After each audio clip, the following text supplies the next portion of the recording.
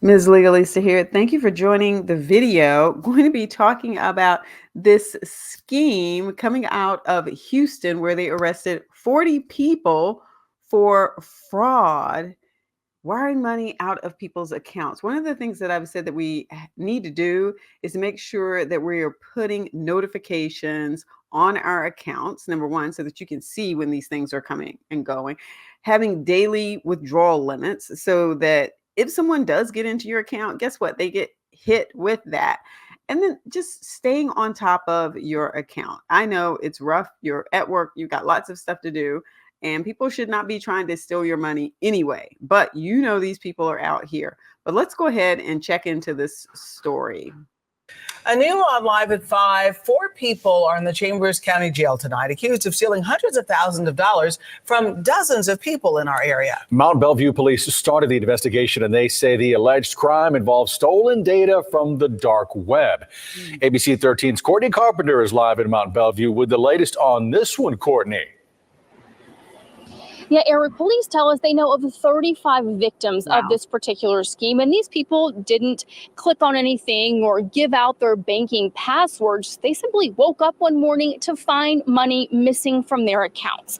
And it was back in June when Mont Bellevue police realized a trend with some fraud reports, found a few other local departments were working similar cases, and then connected the dots to determine they believe a local group of people are responsible. So far, 40 total arrests have been made, some as far away as Georgia and Illinois, but many were here in the Houston area. These 4 people, all from Baytown, are who police say are the ringleaders: Gregory Edwards III, Doc Frank, Jason Gibson, and LaJewel McGilbray. Now, let me stop here for a second because they are going to tell you how they found them. I don't know why people think that financial transactions are not something that you can follow.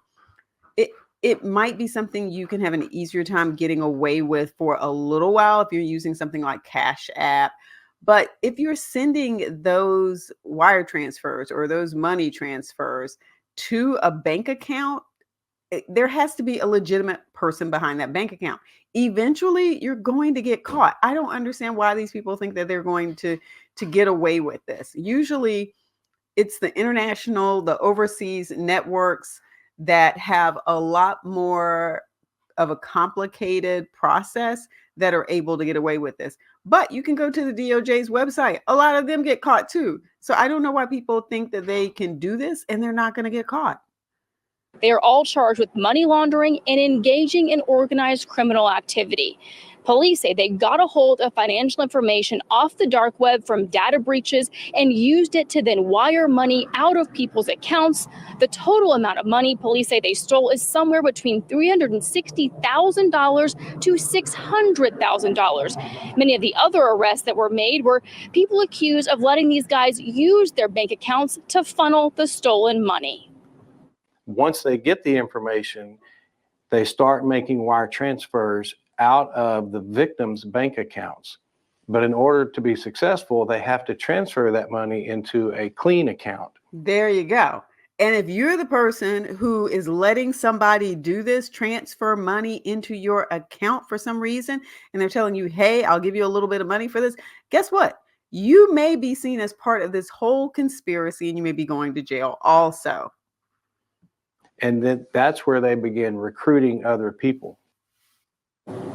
Now, Chief Ellison says that most of the other people arrested were friends or family of those main 4 organizers in this, but they said they did do some advertising on social media, kind of advertising folks to make a quick buck by helping them out. Now, I've already said this before. I said this when I was first starting. One of the ways that you can protect yourself, if you're that person whose information is on the dark web, they have your account number. Look, you're going to have to shut down the account. You're going to have to start over, keep it open for a little bit, put your notifications up there, put your restrictions up there. Go ahead, open a new account, new numbers, start back over.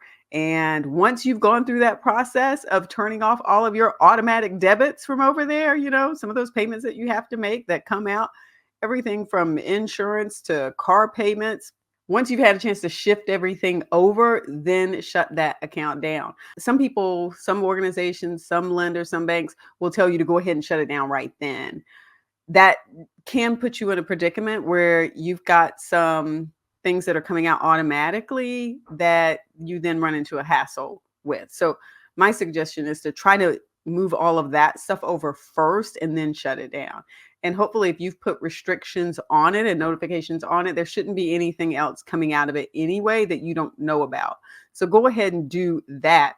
Now, for the people who fell for the Facebook ad and the social media ad that said make a quick buck, I'm just, I keep saying here, you really can't trust anybody unless you are vetting them. Now, in this case, they did say that a lot of these sort of secondary people who let the fraudsters, the scammers use their account were friends of theirs, were family members of theirs. So they likely already knew what was going on. Most of them may have already been a part of it. Some of them may not have known, just have said, hey, my friend needs me to help him out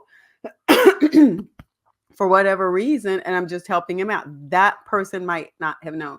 But for those of you who are responding to these make a quick buck, get some money fast, online employment opportunities that you don't know about, you don't know who's on the other side, I would say keep going, pass them right by. Do not get involved when you see these sorts of requests for assistance, okay?